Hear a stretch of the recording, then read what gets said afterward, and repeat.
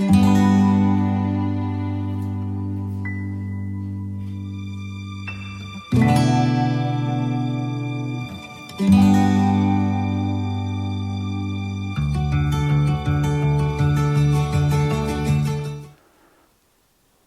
este domingo iniciamos un proceso pedagógico de conocer quién es Dios y de conocer, en consecuencia, quién es Jesús.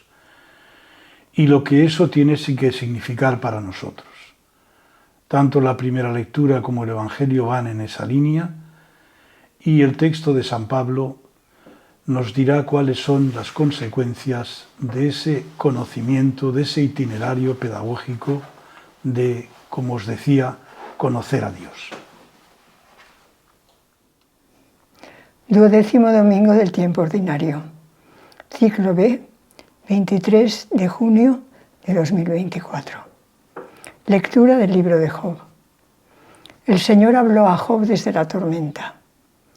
¿Quién cerró el mar con una puerta cuando escapaba impetuoso de su seno, cuando le puse nubes por mantillas y nubes tormentosas por pañales, cuando le establecí un límite poniendo puertas y cerrojos y le dije, hasta aquí llegarás y no pasarás, aquí se romperá la arrogancia de tus olas? Dar gracias al Señor porque es eterna su misericordia. Entraron en naves por el mar, comerciando por las aguas inmensas. Contemplaron las obras de Dios, sus maravillas en el océano. Él habló y levantó un viento tormentoso que alzaba las olas a lo alto. Subían al cielo, bajaban al abismo, el estómago revuelto por el mareo. Pero gritaron al Señor en su angustia y los arrancó de la tribulación. Apaciguó la tormenta en suave brisa y enmudecieron las olas del mar. Se alegraron de aquella bonanza y Él los condujo al ansiado puerto. Den gracias al Señor por su misericordia, por las maravillas que hace con los hombres. Dad gracias al Señor porque es eterna su misericordia. Lectura de la segunda carta del apóstol San Pablo a los Corintios.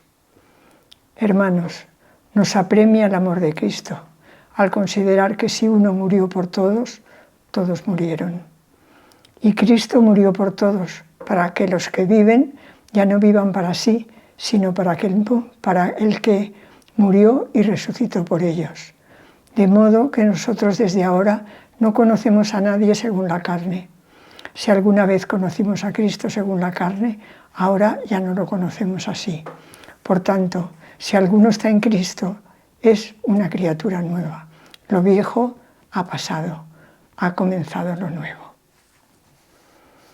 Lectura del Santo Evangelio según San Marcos. Aquel día al atardecer dijo Jesús a sus discípulos, vamos a la otra orilla. Dejando a la gente se lo llevaron en barca, como estaba, otras barcas le acompañaban. Se levantó una fuerte tempestad y las olas rompían contra la barca hasta casi llenarla de agua.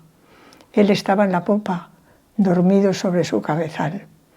Lo despertaron diciéndole, Maestro, ¿no te importa que perezcamos? Se puso en pie, increpó al viento y dijo al mar, silencio, enmudece. El viento cesó y vino una gran calma. Él les dijo, ¿por qué tenéis miedo? ¿Aún no tenéis fe? Se llenaron de miedo y se decían unos a otros, ¿pero quién es este? Hasta el viento y el mar le obedecen. El primer texto es del libro de Job, esa novela que nos habla de este personaje sobredimensionado en el tema del mal y que hay una sobreactuación de distintos personajes para explicarle intentar explicarle el origen del mal. Sin embargo, Job durante todo el libro se resiste. Y aquí vemos un argumento, cómo el Señor, Dios Yahvé, habla a Job desde la tormenta, uno de los elementos más utilizados en el Antiguo Testamento para hablar de la presencia de Dios. Y habla de quién cerró el mar con una puerta, cuando escapaba impetuoso. ¿Quién le puso límites a ese mar arrogante con sus olas? Es una manera de decirle a Job que no se olvide de quién es el que realmente lleva su historia y todo adquiere sentido desde él. En la segunda lectura vemos a San Pablo a los Corintios recordarles los elementos fundamentales, una vez más, del anuncio más importante. Nos apremia el amor de Cristo. Ese tiene que ser el motor del cristiano. Y nos apremia el amor de Cristo porque Cristo murió por todos. Y todos murieron. Pero la resurrección de Jesucristo nos alcanza a todos. De ahí que desde el momento de la resurrección ya no conocemos a Cristo según la carne, porque hemos entrado en la dimensión de resucitados, infieri, en potencia. Ahora ya no lo conocemos en la carne. Ahora somos una criatura nueva en Cristo. Lo viejo ha pasado, ha comenzado lo nuevo.